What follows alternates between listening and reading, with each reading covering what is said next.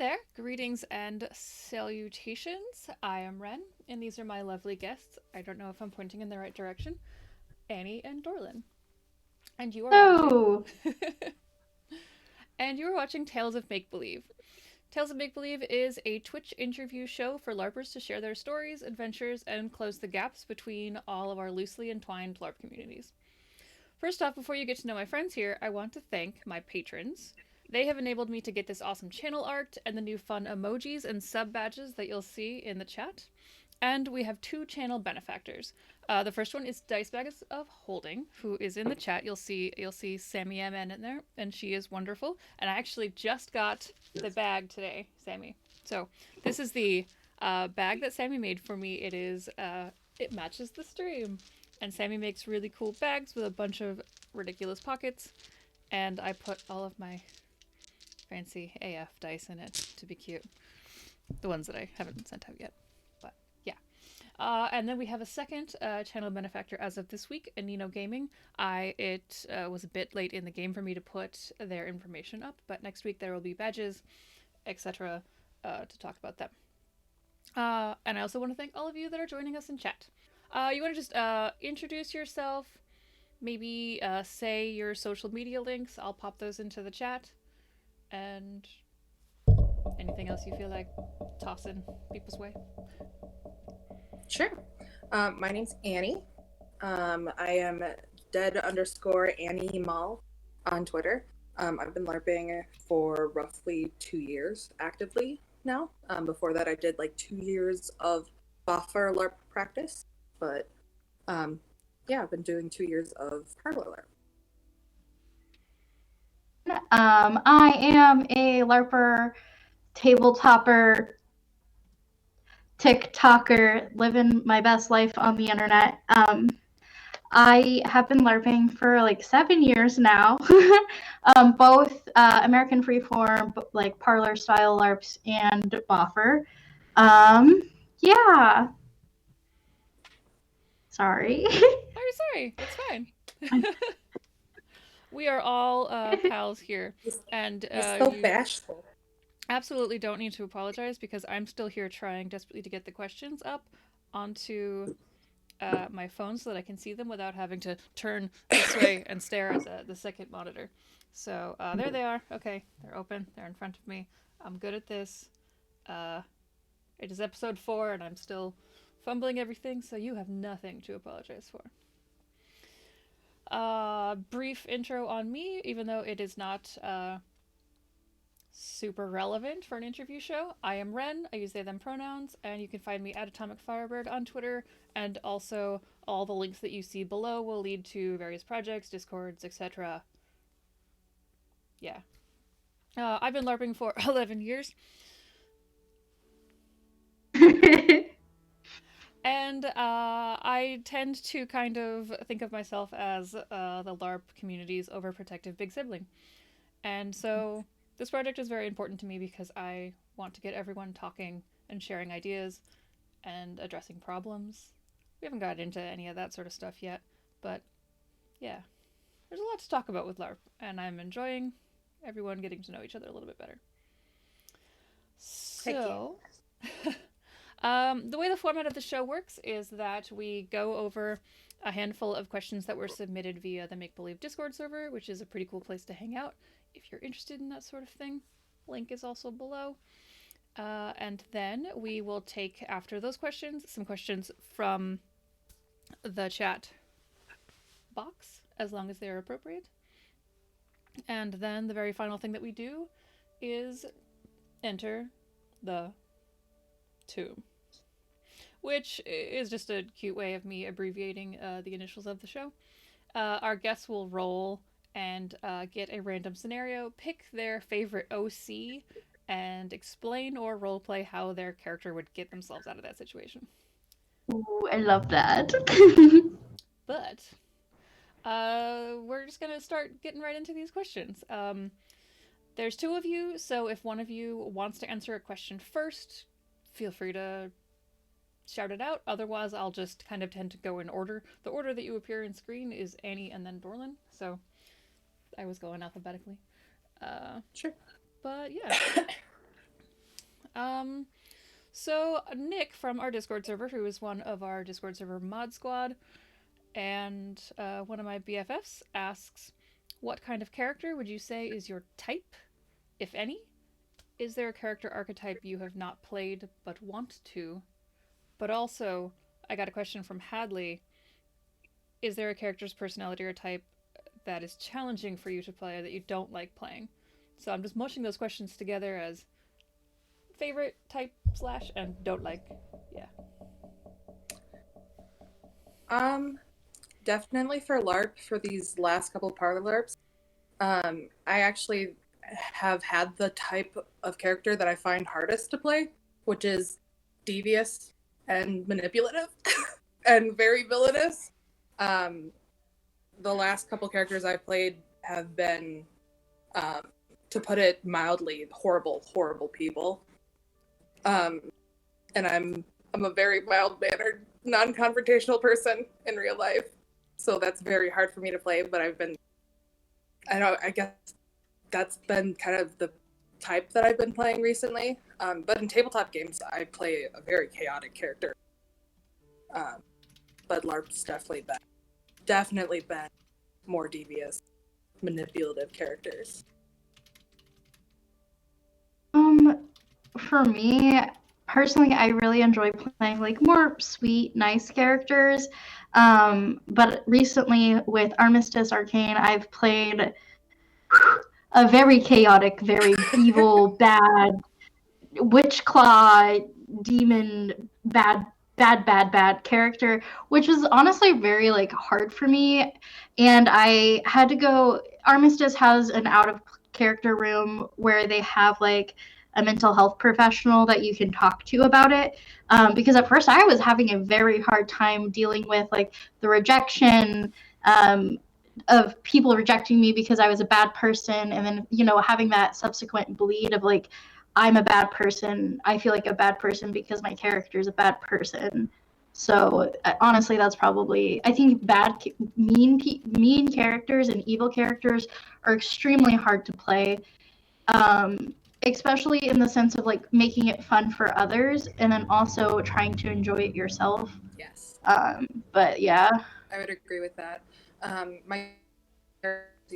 played Princess Cordelia from Kingdom of Tides, and she is a very villainous, angry character, and I definitely feel that. It's hard playing that type of character that is angry and just awful. Yeah. But yeah, it's still fun. I really loved both of your characters. You were just sort of sliding or gliding around mysteriously in your epic makeup. I don't know, chat, if you saw the people coming soon to this show picture, but that was Annie's amazing makeup job. I was floored. And Dorlyn had these amazing claws. And out of character, I kept walking up to her, and I would hold out my arm, and I'd be like, "Can you stab me with them?" They were just sharpened, they were really cool. Yeah. And you using those in character, in game, just coming up and stroking people. At one point, I had people from my fiction, after your character Maggie came up and did that to me, I had my fact, don't let me touch you. Because they were so freaked out by the fact that you did that to me.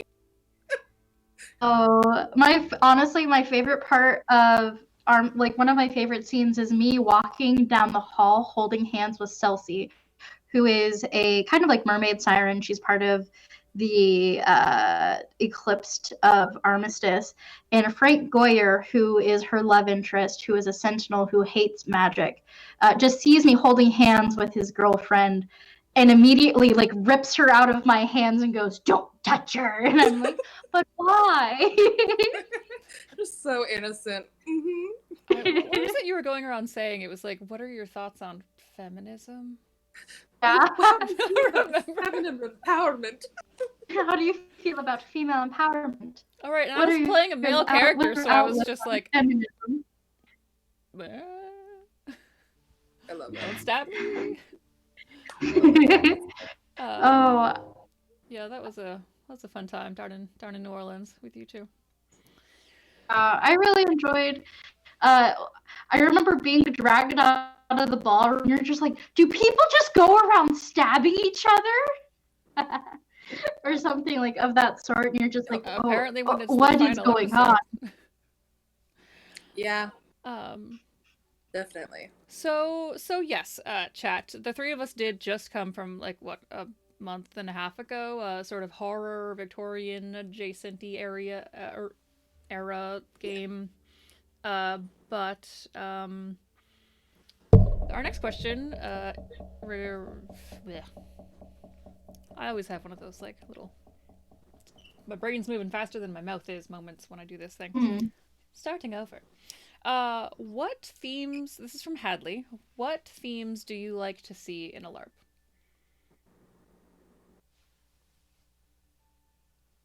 Or genres? Go first. Mm, Like theme as in like genres of games, or just like the type like theme of role play that is happening. I think probably what Hadley meant is like tropes or things that one would explore, like, or genre. I love a good love triangle in a game. Ooh. I really just love like So that good. juicy drama, the tea. Be like, did you hear what X, Y, and Z happened? Just that like like dramatized, like, but I love him, father. No, you don't. No, you don't. You couldn't love him. He comes from a poor family. That kind of thing. Yeah. Yeah. Actually, I'm going to insert my own question into this then. What are all of our favorite romance tropes? Because mine is like slow burn friends to lovers, but also enemies to lovers. Ooh. That is a good one. I have a soft spot in my heart for slow burn friends to lovers. Yeah. I like the wildly passionate, overzealous, and then we don't like each other that much at the end. Oh, yeah. I also really enjoy the we are so bad for each other, but we can't stay away from each other. Like the almost like very toxic. What's Not the one necessarily too toxic, where, but just like, yeah. What's the one too where it's like a really really like feisty one, and then like a big sort of protective quiet one that's just like, no, stay away from the danger. It's just me and my girlfriend currently. I feel like you're the one that's more like, stay away from the danger, and like Bailey's just like, throw myself into the fire. Fairy, and I'm just at home tired. All right. So another one from Hadley. I don't know if either of you know Hadley, but Hadley is on the show next week. Ooh. I met Hadley at the wizard school, which shall not be named. But Hadley wants to know how you build your characters, what the process is like, what you start with first. Annie, do you want to go first, or? Yeah. Well, I can kind of answer this separately. I know we're kind of focusing on LARP stuff, but because I've only ever done like parlor LARP seriously, so I've had my LARP characters written for me. However, when I play a stupid amount of D&D, like a stupid amount, because I don't like having free time where I get to relax in like different campaigns right now. So when I make D&D characters, I like to start with aesthetic. And I know it's kind of a backwards way to do it, but I like to start with like a gender for the character and then work on like backstory and that kind of thing.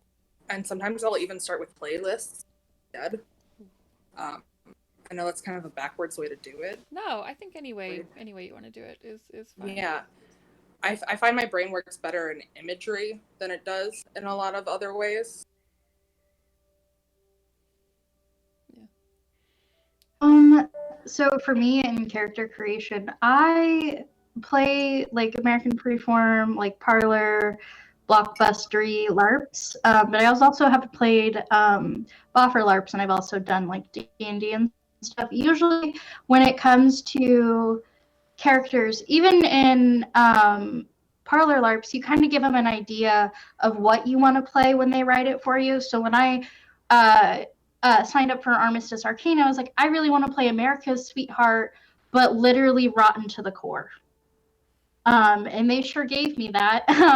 But like I have this like envisionment of like kind of what I want to play, like a loose idea, and then I elaborate off of it and work with staff and stuff. Like, does this work with your story? Is there a way that I can push that forward? And then with D&D, I constantly come up with D&D ideas, but I also reuse a lot of the same characters.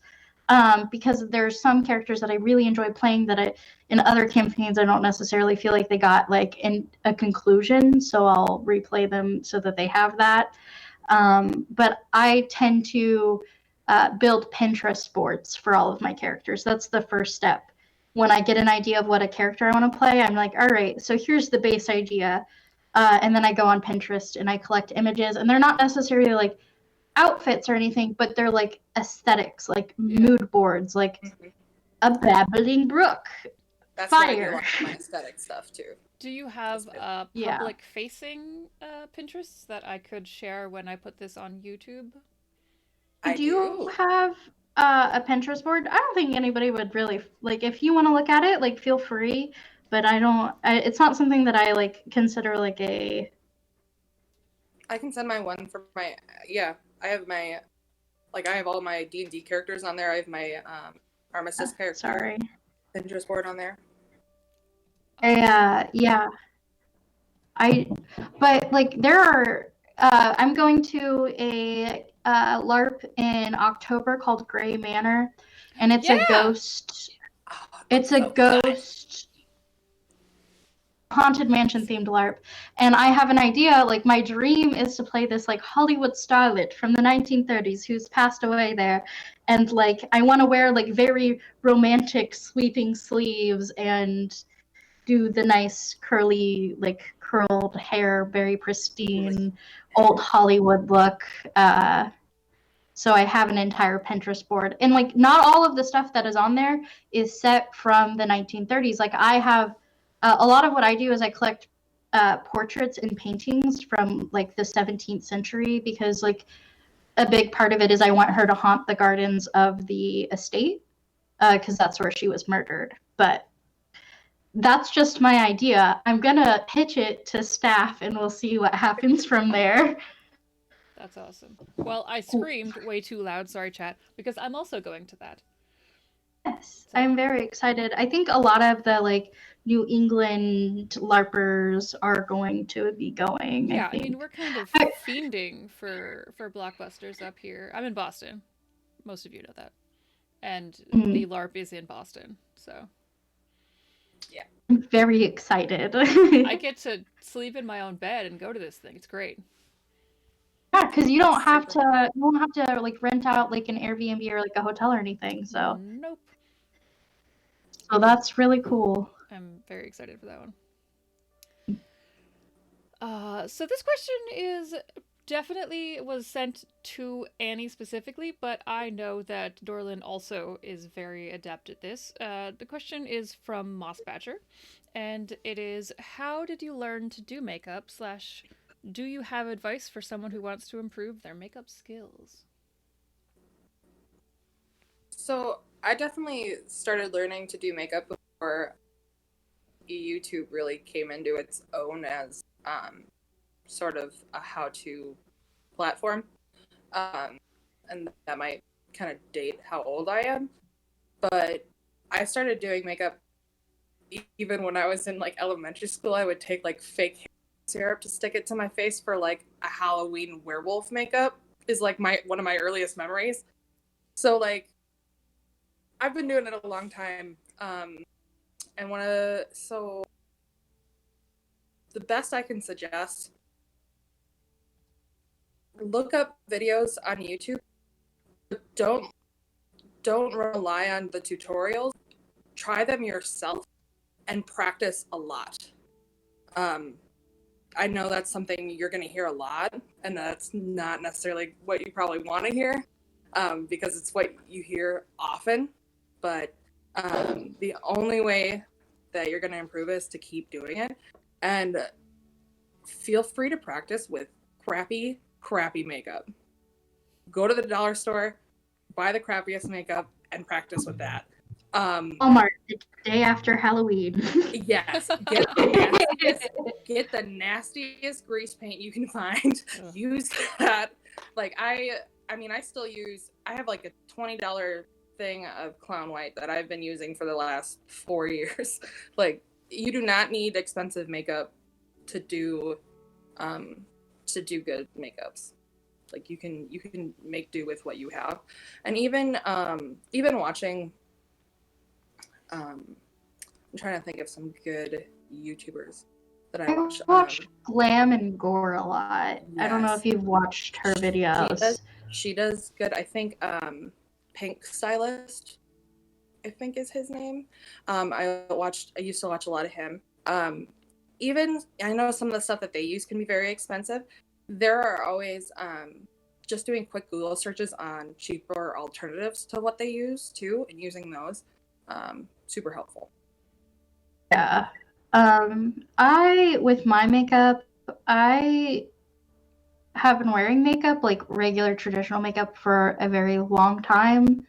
And I've like practiced a lot at it. But then for like FX makeup, I was a part of theater, and I know Annie does theater stuff too. So I think that's where a big background of like stage makeup and like that over dramatized like makeup comes from, because we both have done it. Mine tend to be a little bit more tame because I don't have the stamina to paint my entire body blue. Yeah. But I do some more eccentric looks for like fairy characters that I have. And usually what I do is a lot of times I look at DeviantArt and I look up fantasy characters, that kind of stuff, to get like an idea of like how do you envision this character. Or I look at Pinterest and I look at different like actual like art references, not necessarily somebody's actual makeup looks. Thank you for bringing that up. That is, yeah, exactly. But yeah, that's a lot of what I do, is just like I look up things and I'm like, yeah, I can do that. It's not hard. But honestly, making your own FX makeup isn't hard. There was a video going around on TikTok for a while where you just mix Vaseline and flour together to make scar wax. And honestly, super easy. You just powder it. It's great. Yeah. But yeah, like Dorlyn said, looking up reference photos that aren't necessarily makeup, just looking at how artists are shading the face.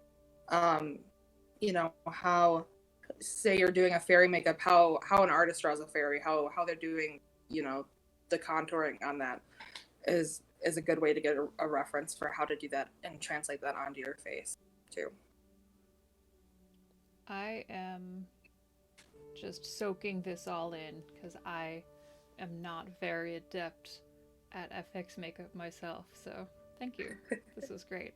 I think another thing is I think both Annie and I have a fine art background. Yeah, I don't. I do, yeah. That is a big part of the. All right, let's put all of the, because there is a level of like color theory that goes into it. And like taking makeup by layers, which is often how you'll paint.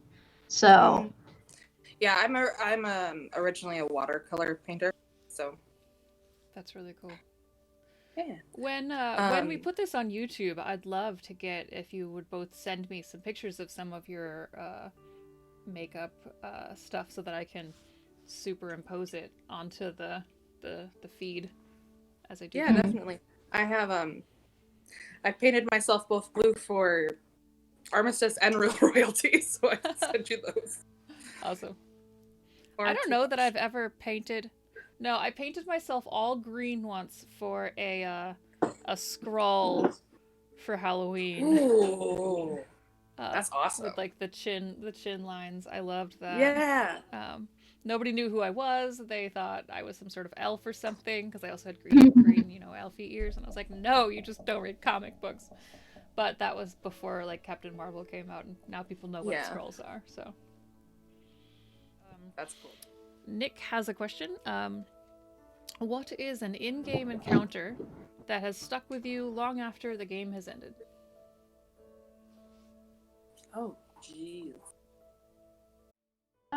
So one of my very first experiences, well, not very first, but I started going to a boffer LARP that is in like the Kansas, Missouri area, and my very first time did not enjoy it, but that was also because I wasn't playing a character that I necessarily really wanted to play, because I had their NPL new player liaison help me make my character, and then I started to play her, didn't really love her, but I made a new character after that, and then I played a character that had like a lot of siblings. I played in a family, which was really nice because it helped create that pre-existing bonding. We were all half siblings because the story was our father uh, just kind of had a bunch of children with a bunch of different women, and we all had a bunch of half siblings, and we were this one big happy family. And I remember the first game I played as her, and I finally had that sibling relationship, and I was just so excited and so happy, and that sisterly bond that I have with me, and wanting to have that in game, because I really love playing siblings or family, or having that greater connection with somebody that isn't necessarily that isn't romantic. You know what I mean? Yeah. It just is. It's so wholesome. And sisters fight, so we would argue, but we would make up, and it would be dramatic, and we would have all of these little matters. But it was really nice. That's one thing that I always look forward to, and in LARPs, is having that sort of friendship connection or sibling connection, or that kind of experience. Sorry, I don't know if that made me babbling. No, that makes sense. It's interesting that you bring up the sibling thing, because that's something that sticks with me too. For Real Royalty, like I said, I played Princess Cordelia, so I was actually the quote unquote Ariel character's older sister, and the girl who played Ariel is an amazing role. Actually, I had the chance to role play with her a little bit. She played an NPC at Armistice, but she absolutely killed it as Marina was her character's name. And my character, and it was absolutely hated her going into that game. Just despised her, blamed her for so much, without spoiling too much for anyone who might be watching who's going. But by the end of that game, there ended up being a strange sort of respect between the two of us. And it kind of ended up, there was a point in the game where Marina's character took on a lot more power than Cordelia ever thought that she could. And there was a short moment where Marina kind of gave up the crown to Cordelia of the kingdom and was like, "You're queen now. I'm going to go do this thing I've been wanting to do. I believe in you." And that made Cordelia respect her, and that's just kind of sisterly bond overcoming that pure hatred that Cordelia had was something that stuck with me a lot. Nice. I love the name Cordelia too. Yeah, I do too. So this is a great question for both of you, and this is from Nick, who I don't believe has gone to a Blockbuster LARP before. But the question is, what advice do you have for people who are going to their first Blockbuster LARP? And I'm very new to Blockbuster LARPs myself. You both were present for only my second one ever, and the first one was a disaster, as you all know. So I'll sit here and So your second one? soak all this information in too.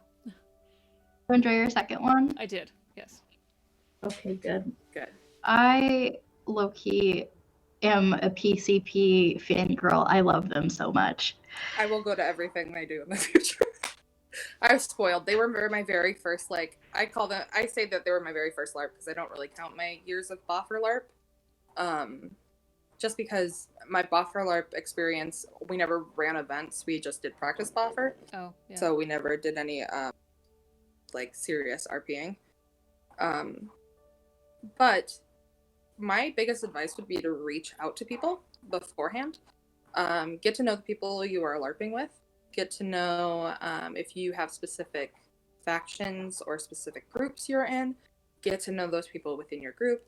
Get to know the people on your character sheet.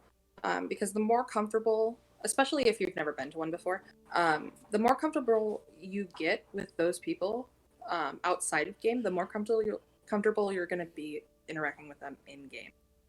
Yeah. And that's just going to make your game more fun. That's going to make roleplay easier. And that's going to make your character ties come more naturally. Okay. I guess there's a couple different advice. I would make sure, because here's the thing, Blockbuster LARPs can be so expensive. So I would really look at your finances, look if you can afford this, and if you can't, there are opportunities in which you can get a scholarship ticket. You can talk to staff, say, hey, I really want to do this thing. I can't necessarily afford it right now.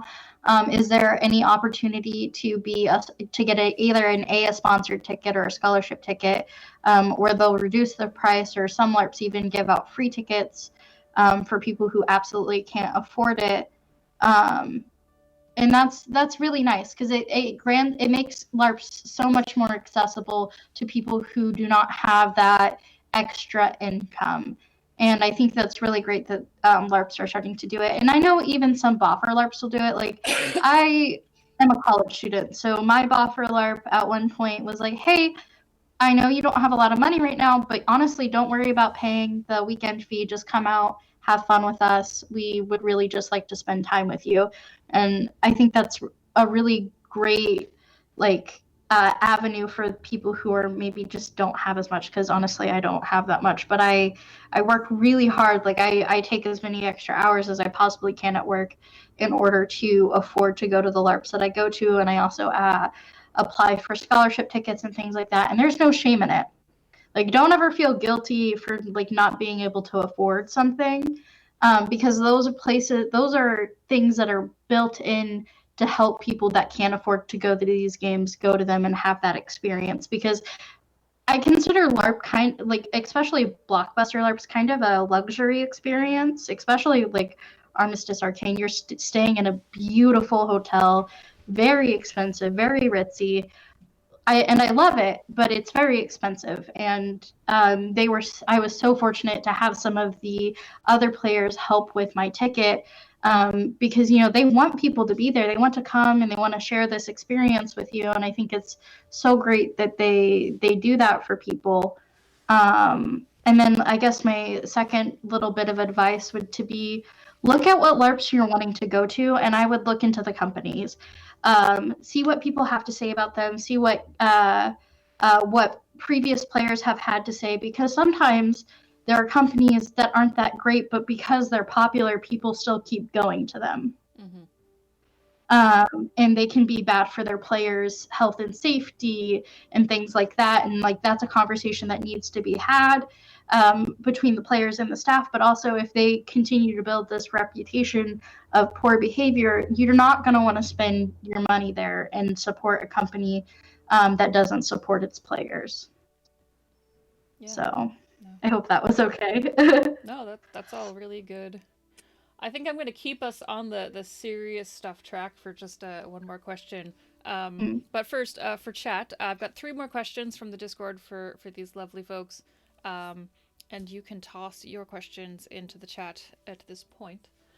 But we got a question from Dave the Bard, and it was an excellent question. It was actually the first time a question like this has come up. And I'm kind of glad, because I didn't want to have a bunch of people come on and immediately toss them, please help us fix all of the problems, type of question, but I'm going to toss it at you because I know that we had a very good conversation after Armistice about similar stuff. So, Dave the Bard asks, what are some tangible actions people can take to improve inclusion in LARPs? And that can be to things that are your own experience or just some things that you've seen.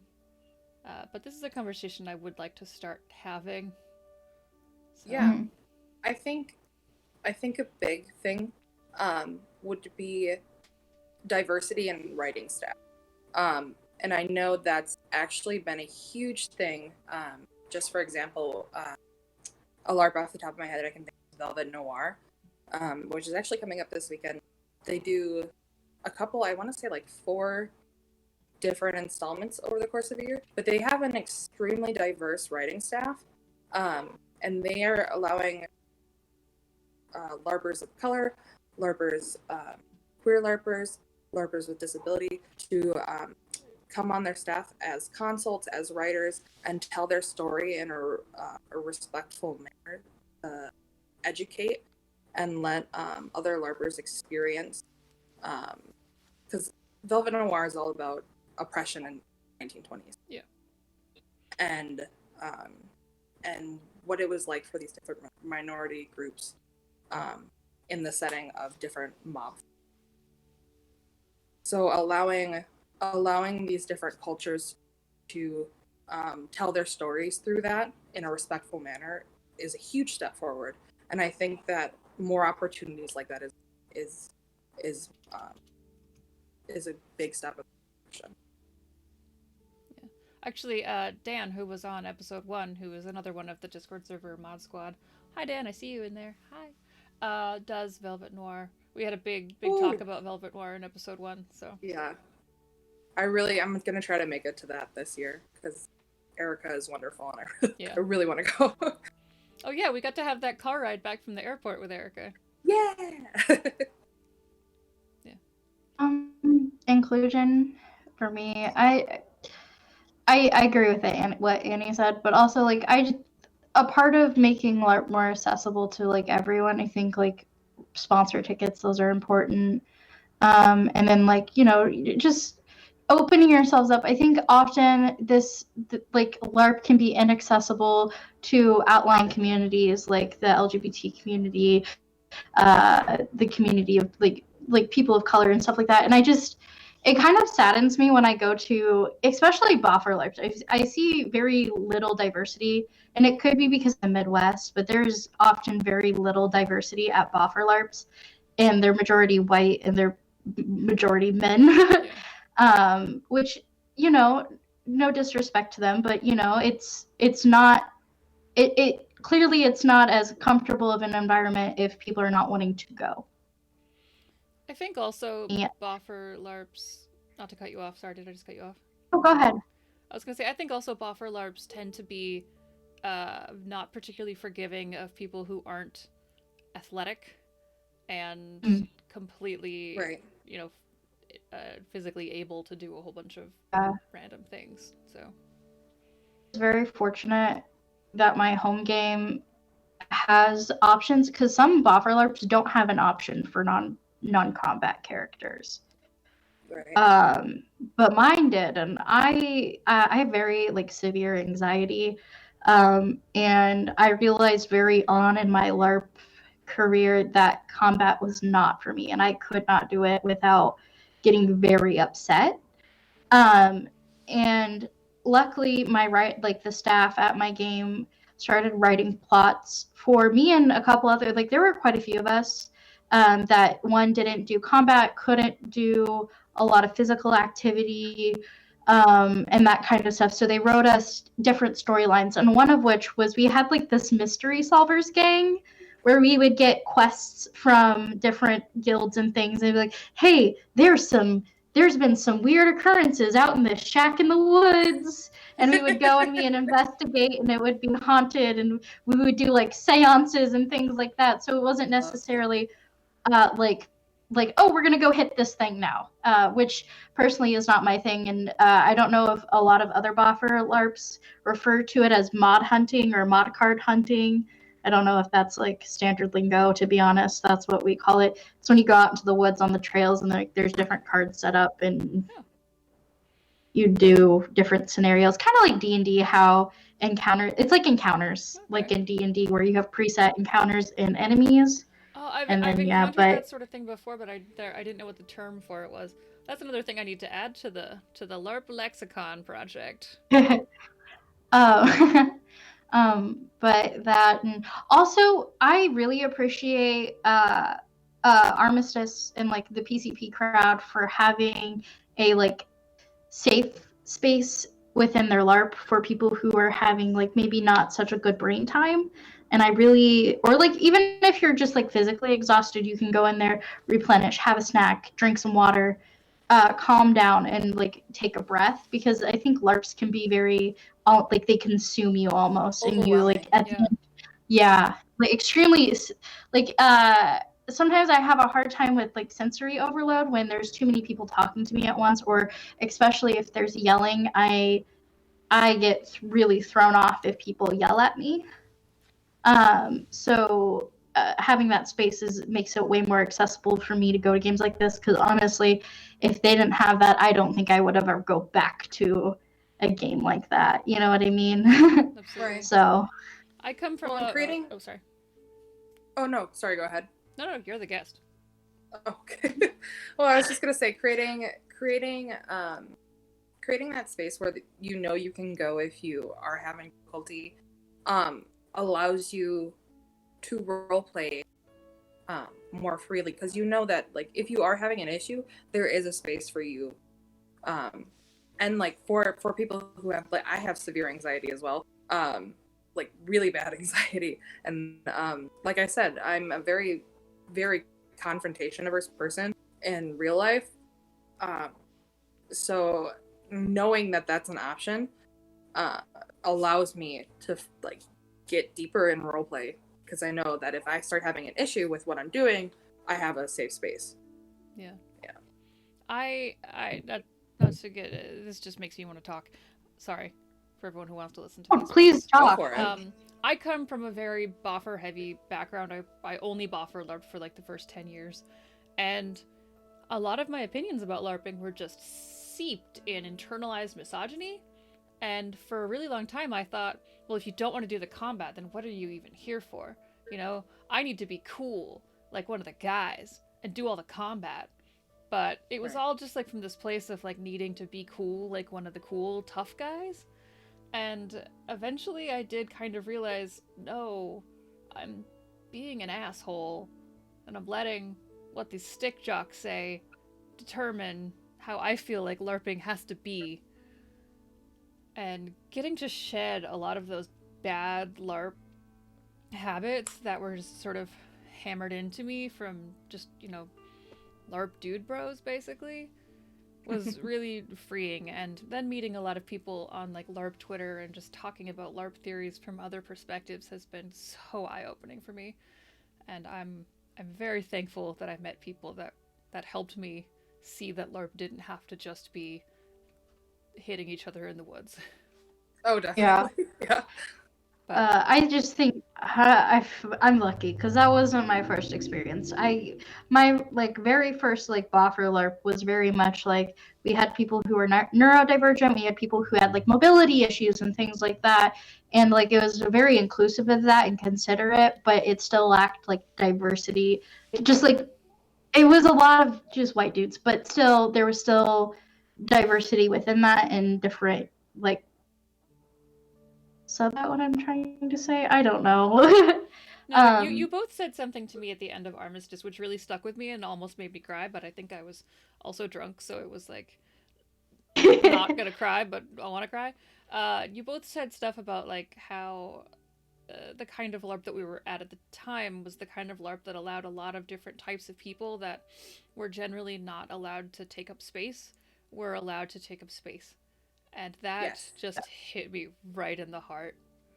And yeah, I don't think I'll ever forget that conversation around that table with you two. Oh yeah. I remember. I have a lot of I'm a plus size person, been a Same. bigger person my entire life. So she like we connected okay, Annie and I have only known each other for 2 years, but you would think we have known each other for like 10. Yes. Because we just connect very heavily. But being a plus size person, it's hard to feel like you deserve to take up space because I'm constantly told that I need to be smaller and Yes. be less, and I shouldn't be as loud or as obnoxious and as excitable as everyone else because I'm already physically taking up so much space I shouldn't take up anymore. And I used to feel very self-conscious about that at LARPs, but then something about Armistice just really changed my way of viewing myself, because when Kathy first gave her speech at the very beginning of the second Armistice at the first Armistice I attended, which was our second run, she was like, if that person is coming up to you and is as confident as they possibly can and thinks that they are the sexiest person alive, then you treat them like that. Like, we're not here to bring each other down. If somebody's giving you this, if wanting to role play this like illusion of feeling cute or beautiful, you say that you're cute or everyone beautiful. is sexy. Everyone is exactly what they want to be, is I think what Kathy ended up saying. Yeah. And that was something like super powerful that stuck with me. And like you said, Ren, the Armistice, specifically after the first Armistice, that was something that I took away with, that you're allowed to take up space. And specifically the character I played in Armistice and the character I played in Real Royalty, they were not afraid to take up space. Like, those characters were confident and could command a room. And like Dorlyn said, as a plus size person, you're always told to be smaller. And even at when you're not a plus size person, even if you're just like as someone who has like ADHD, you're told to not be as loud, not be as excitable. Yeah, I definitely know that feeling. Yeah. So you're always told to be less, essentially. Yeah. Well, and that's what something. Oh, sorry. I'm so bad at interrupting. No, you're fine. Yeah. But that is something that Armistice and that entire community, because that whole group of people, that whole group of players at Armistice, and it's a very similar group. I want to say almost 70% of people I knew from Royalty were people that I knew from Armistice. That whole group of players are people who foster that you are allowed to take up space. You are allowed to be exactly 100% who you are, and 100% uniquely you. Yeah. Well, what you had said. Well, so I came off of that weekend. I had asked the staff, "Am I allowed to play a male character?" And they said, "Yeah, sure, why not?" And it was the first time I've ever LARPed as a male character, and I was nervous as hell. I walked into that first night at the dinner, and all of the seats at the table with my faction were full. And so I'm just like with my little tray of food, looking around, and I see this one empty seat in a table full of guys. And I sat down, and my legs were crossed, and I was sitting like a woman, just like demurely like saying hi. And they all were just like, "Hey, what's up, man?" Basically, like, "What's a fine gentleman like you doing on a night like this?" And I just like had this moment, and a man spread out on the table, and I put an elbow on the table, and I started stroking my fake mustache, and I was just like, "I'm a fucking man tonight," and like I almost cried. Not very manly. Yeah. But so that's one of the reasons why what you said resonated with me so much, because I had just come from this kind of like mind-altering experience of getting to be a man for that weekend, and nobody misgendered me, and everyone just treated me like I was a man, and it felt real good. Yeah. Fuck, damn it, I'm not supposed to cry on my stream. Oh, you are allowed to cry. Everybody's allowed to feel their feelings. And that's so wonderful, Ren. I'm so happy that you had that experience. Like, and what's so magical about like LARP and like especially the community around some of these games is that they are so wildly accepting and positive and encouraging. And like one of the things when I first, okay, this is a little like weird, but like I'm a bigger person and nobody really talks to me. Like no one ever flirts with me or is like, "Oh wow, you're so pretty. Like what how are you going?" And one of the things that happened is like I got hit on at like Armistice because I was this beautiful pink, not at this one, but at the previous one. And not everyone stayed away Oh, from hey, me at I this would have last hit one on you because at the last one, but you had stabby fingers, okay? You also were like a well-known scary person. yeah. But the first Armistice, I played this very like it was the same character. I still had that sort of like innocent, like oh I could do nothing wrong ever, kind of. And I played dumb a lot. But I actually like when people would come up and talk to me, be like, "Wow, you're so beautiful." I'd just be like, "Wow, I've never had anyone actually say this to me that isn't like my mom who's like, "Oh wow, you're my beautiful daughter." You know what I mean? Like to be acknowledged as like a beautiful person, not just in I don't know, like your mom has to tell you you're pretty. No, I get what um, well, and Your that's mom something, really doesn't. But that's yeah. yeah. That was actually a conversation that I had with someone after the first Armistice game. Um, Susan, who plays May. Who you know. I love Susan. Yeah. So she was talking about there was part of our debrief was what is something you're going to take from your character back with you. And what she said was her confidence. She was like, I felt beautiful as May. People complimented me as May, and I felt beautiful. I felt gorgeous. I would look at myself and be like, oh, I look regal. I look beautiful. And she was like, this is the same body. I am in the same body. I look basically the same. Like, what am I doing? Yeah, I agree with that. Like that's that whole like that there's like this weird separation of that they don't think I'm beautiful, they think my character's beautiful, or they compliment my character, not me, but you are the same. Visually, you are the same person. You are the same entity. And you don't look that much different. I mean, Madeline was blue, but she was still Annie. Yes, I am not blue in real life. I had really good mutton chops, okay? They looked fantastic.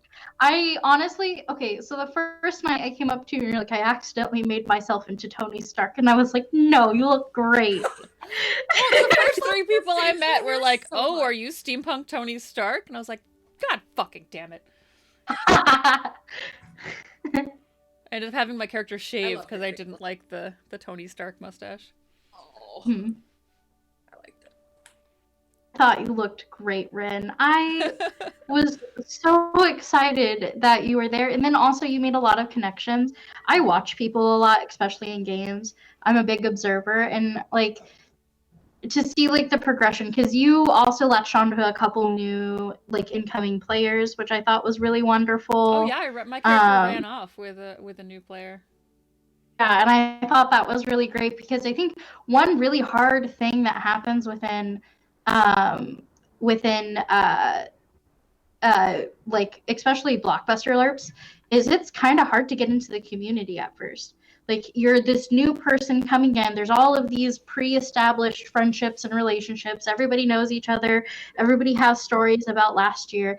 And like I'm not gonna lie, my very first Armistice, I kind of felt like a little left out and a little sad that I didn't have that. And my experience is a little bit different than Annie's because my faction wasn't as didn't communicate as well as other factions did. Whereas Annie was in Eclipsed, and they spent so much time out of game with each other. Like before the game, like they would do calls and stuff.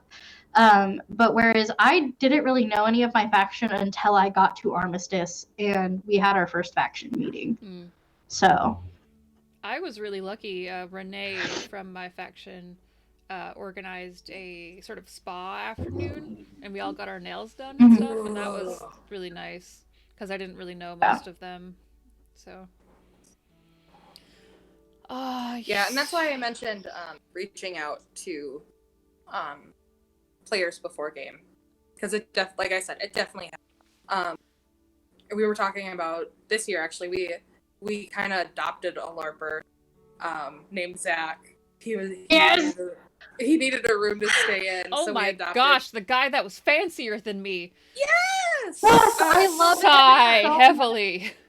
This He had a man better is a pocket Greek watch. and Latin teacher who dresses in Victorian era clothing 24/7 all the time. Amazing man. But we talked about we want to kind of like start an adopt a LARPer for every game we go to. Where we just like take a kind of reach out to a new LARPer who might know anyone. Along that line, one of my very good friends, Kendra, I kind of just like started a group chat with Annie and Bailey and Gage, who is their third partner, and I just dropped Kendra and her friend in there. I was like, "Hey, here are these two. They're going to Armistice. You should really get to know them." And then I left the group chat.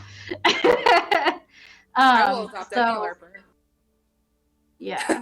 So we're just really trying to go out of our way to make sure that people, especially new LARPers, feel very included. Because this is going to be like Kendra's very, very, very first kind of like blockbuster experience along with her friends. So I'm very excited to hear all of the lovely stories they're going to tell. And I very much trust Annie and Bailey to, like be there for any new player because they are so wonderful and understanding and have a greater concept of like emotions and things like that. Like especially my very first game, we didn't know each other, but by the end of Armistice, we were the closest of friends. So the first chat question is from Disciple Run, and it is, what's your dream character? Throw budget out of the window. I want to hear fantasies, costume, props. Money is not an option. Oh God. So I'm kind of actually getting to play my dream character. I'm going to Stormwrecked in October, which is a pirate LARP. It is set like early. I think it's like mid piracy era, like Blackbeard era. But it's on an island. A naval ship and a pirate ship have just been marooned there by a storm, and have found that all the inhabitants of the island have been previously thrown there by storms and have been cursed by the sea goddess Calypso, to be slowly turning into animals or plants, and are slowly becoming part of the island. And they have to work together by the end of game to find a way to break them. So I'm actually playing a island witch that is slowly turning into an owl. So that's kind of like, I love owls. I actually have a barn owl tattooed on my calf. They're my favorite birds ever. So that's kind of like my dream. So costuming wise, I'm just gonna be this half owl, half witch bird, deep forest, gross hag. Very exciting. I'm very excited. There is a dress designer that goes by the name Firefly Path. Yep. If I could afford to, God. I would buy every single one of their dresses. But I would Same. really love to be like this ethereal moon goddess. And then I have like this idea of where Annie is the sun and I am the moon and Bailey is our star child. And we have this sort of like celestial, beautiful relationship, but we're constantly chasing each other because the sun always chases the moon and vice versa. You know what I mean? And I just think that like if I could find a game to someday play those characters with them, I would be in so much like pure happiness, because I think mine very much revolve around us having beautiful costumes and being these celestial beings. Yes. And like they only meet one night on like the night of the eclipse or something, and I want it. Yes. Gosh, I feel like I'm gonna answer this question too, and I'm a simple fella. I just want a historically accurate, like Regency era. I just want to be Mr. Darcy, okay? Just come on. I love that. Wasn't someone talking about running a Regency era LARP? Give me this information if any of you in the chat know. I need this. I need this in my Do some life. digging because I totally thought I heard about it. Except I know I probably couldn't pull off Mr. Darcy. I know I'd probably just end up being a totally goofy Mr. Bingley, but that's okay. I can do that too. Just as long as I got the clothes. My dream LARP, though, I will say, is a Rococo, like, French, like, it's like French fantasy. Like, we have those fantasy elements, but we're also, like, have big dresses and eat dessert all the time. I want that too. That would be my very bestest dream. Yeah. This is like non-binary mood. I want to be Mr. Darcy. I also want to wear a giant frilly dress and eat cake. Give me both. Yep. I just want to be an ethereal being. Gender be damned. From Soul Quinn, and it is what helps you with character drop and bleed. Somebody else asked basically the same question. I forget who did, but thank you both for that. Very, very good question. Yeah. Definitely. So doing things that remind me of who I am and like what my interests are definitely help me with drop and bleed. Like I said, I've played my last couple characters have been very, very awful people. And I've gotten some pretty bad bleed, especially with like Cordelia. I would find myself being angry. I'm like, wait, no, why am I angry? I'm not angry, and then I realize, oh, Cordelia was angry at that person. That was not me. But like spending time with family even. And I know that's not an option for everyone. Spending time with my partners, Bailey and Gage, spending time even like Skyping with Dorlyn.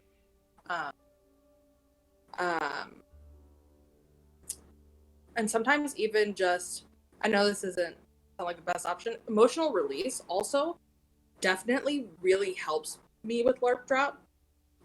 Sometimes you just need to cry it out. Sometimes you just need to spend a good half an hour naughty crying emotional release.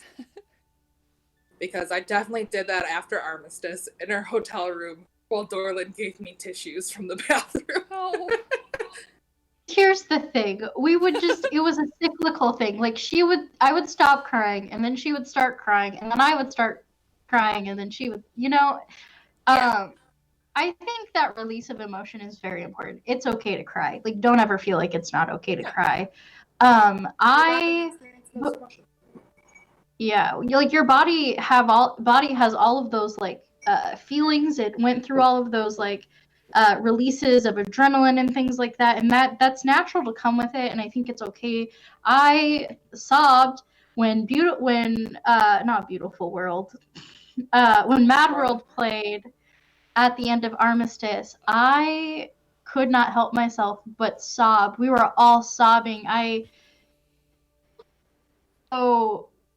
Like it was a feeling of relief, but also like extreme sadness because I just ended this chapter, and it was this feeling of I don't know when I'm gonna see these people again. I don't know when I'm gonna feel like this again. Like I had such a good time, and I had such, also I think one thing to help with bleed is to get help as you're like if you're experiencing bleed during a game.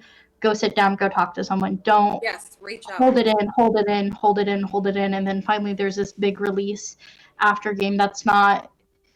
It's better to release it over time than to just like all at once just like have this existential I'm a bad person, I'm an imposter, like having that sort of like bad brain time, bad feelings. It's good to just kind of like get it out and out of the way. At least that's how I try to do it. But I think a lot of what I do is self-care. Immediately after a LARP, Annie can attest to this. I took a bath with Epsom salts every single night of Armistice, sometimes multiple times a night, and like really just like focused on like, and like we did like a little spa night too. I gave Annie a hair mask. We went to Lush. We did some relaxing things, just like sort of decompressed for the night. And I think also the debrief session where you talk about your characters and like, you know, putting them in a box on a shelf within yourself is really important, and like kind of closing the book to them so that they're not leading anymore and you are, if that makes sense. Yeah. I don't know. No, absolutely. Yeah. I think I have like four There's, or five steps to my LARP end process. It's face mask, hydration, eat something with a vegetable in it, and then just make sure I stay in contact with everyone for the first couple of days, because you're just for a weekend, you're with a family, you're with a community, and you get all happy there, and then you go back home to whatever your living situation is. And for me, it's like fairly solitary, and I just like look around like, where are all of my people? And Yeah. yeah, so right. Well, and that can feel very isolating. That's also like a big thing, is reaching out, talking to people. Even that's a big thing that people do, is they reach out, they ask, hey, if you had a cool experience with my character during the game, tell me about it. Like, let's share stories. That's a huge thing. Also, there is a wonderful blog about drop and debrief by Erica Sherpon. Mm-hmm. I think I pronounced her last name. It's the space between the stories, right? Yeah. That's out there. Has excellent resources on debriefing, drop, and bleed. There's also, I highly recommend finding music that just makes you feel good and make you feel like yourself and listening to it. Bailey actually has a wonderful LARP cooldown playlist that we listen to on the way home. That is prime. So just find things that remind you of yourself. I'm gonna need that playlist. Okay, so the quick and easy, like, last sort of fluffy question was really fun, and it's just a like quick answer. Is there some sort of existing IP that you'd like to see as a LARP? Game, book, TV series, whatever. Oh, jeez.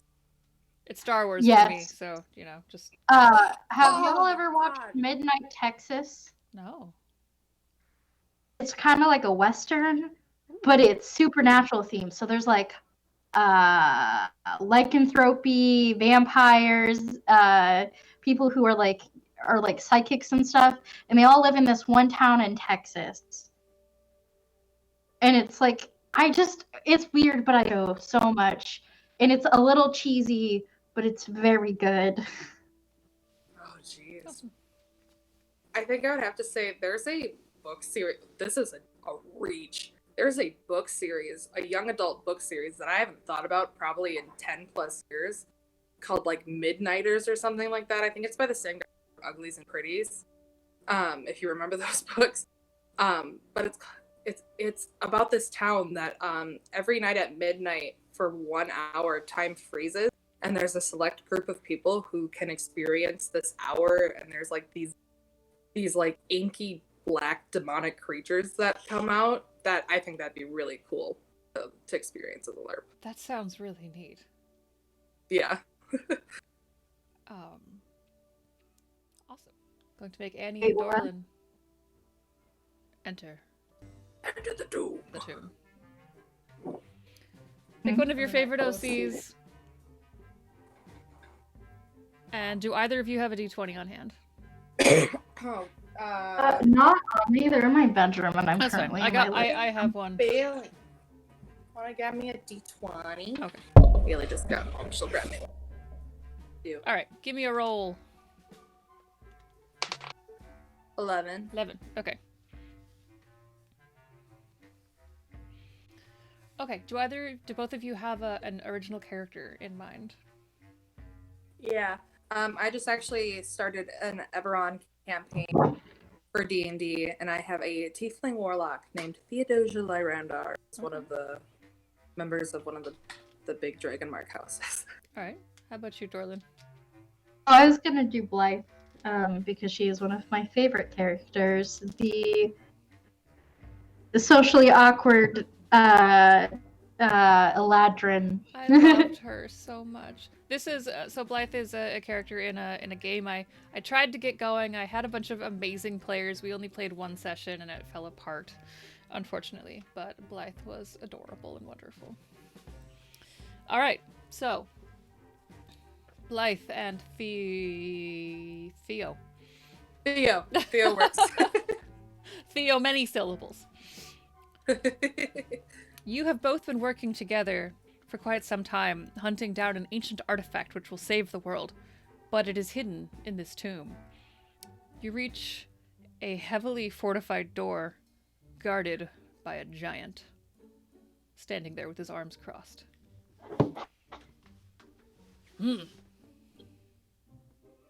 Excuse me, Mr. Giant, sir? Oh, she's talking to it. Would you like to be my friend? Maybe? Just for a little while? Nice. I have a flower if you want a flower. You have very big feet. Well, that's a compliment. No one's ever noticed how big my feet are before. They are a good size, yes. What do you want? See, my friend and I here are we are traveling. We're not traveling salesmen. I don't lie. We are here to be good guys and to get this artifact, which I respect your opinion if you choose to not us have it. But I will say that we are very nice, and that And I can pay you. And we can be friends. I don't have any money, but I have friendship. See, I like you because you noticed my feet, but your tiefling money does not tempt me. What about flowers? I don't like flowers either. You like?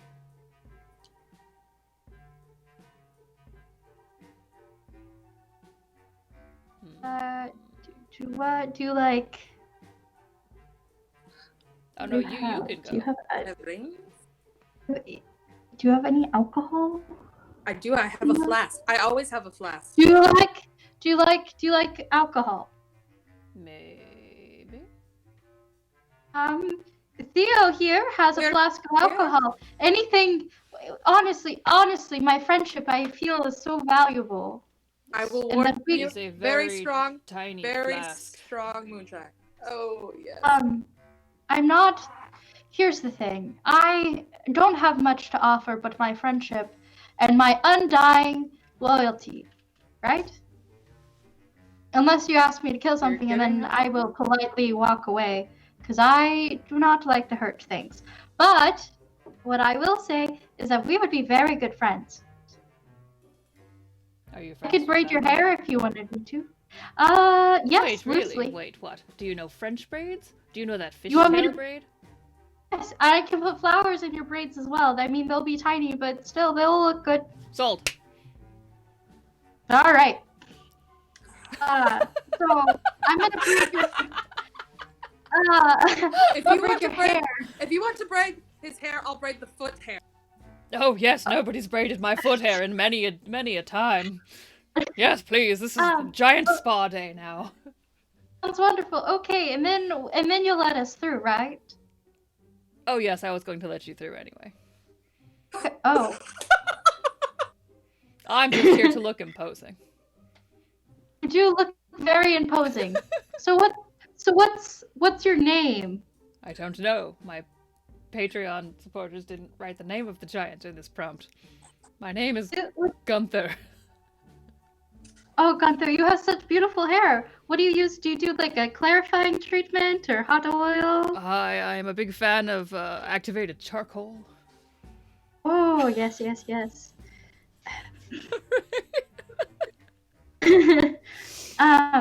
right, it's you very succeed with the two.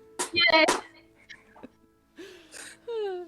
See, I like two because it just makes everyone have to be very silly for a few moments at the end. It's like our Really? decompression from the conversation. All right. I love playing Blake. Braided toe hair. Yep. that happened. That has now been on the internet. I have, yep, that was a thing. All right. So, you have just finished watching Tales of Make Believe. My guests are going to go through and say their social media stuff again, and I'm going to put their info again into the Twitch chat. Take it away, Annie. Yes, so I'm Annie. I am at dead_Annie on Twitter. Oh, I do have a new Instagram, the Banana Makes Believe, just for all of my LARP and tabletop stuff. All right, and I've got Dorlyn's TikTok and Twitter in there now for you all. Yes. My Twitter is Strawberry Muppet. And then did I say Twitter? On Twitter and TikTok, I am Strawberry Muppet, and it's just all one word. I post original content of like different OCs. I'm part of AUs, and then Twitter, I'm a bit more open, have conversations with people. So feel free to follow me there. We could have some beautiful conversations. And yeah. Thank you both so much for joining me. We met on Twitter. That was how we started talking.